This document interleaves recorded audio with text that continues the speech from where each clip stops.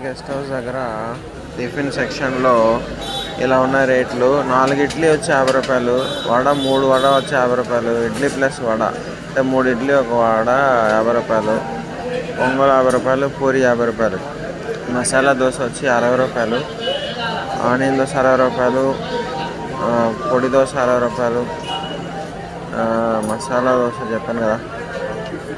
So అది meals 100 rupees. చాలా ఉన్నాయన్నమాట. టీ మామూలు 15 రూపీస్.